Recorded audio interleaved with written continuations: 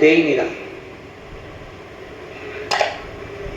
बेलपत्री के पेड़ के नीचे, बेलपत्री के वृक्ष की दो थोड़ी सी बाहर निकली हुई छाल को देख लो। बेलपत्री के वृक्ष की छाल, उस छाल पर कच्चा जो सूत होता है, धागा होता है ना, कच्चा धागा, सफेद कच्चा सूत, उस धागे को बेलपत्री की छाल पर 7 बार घुमा लो।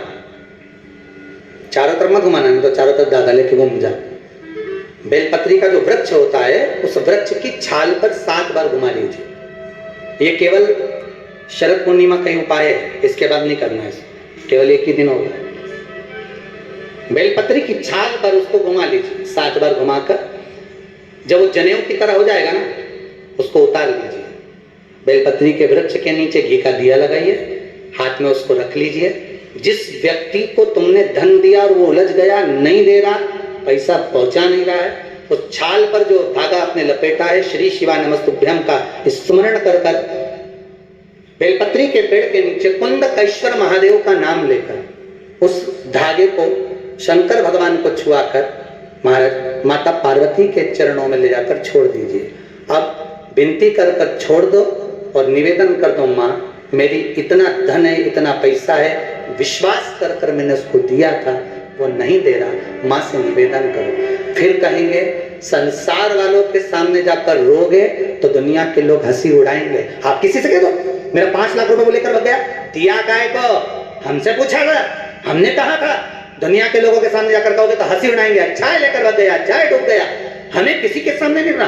द्रौपदी के 5 पुत्र जब मारे गए तो द्रौपदी किसी के सामने जाकर नहीं रोई। द्रौपदी अगर रोई तो परमात्मा के चरणों में जाकर रोई।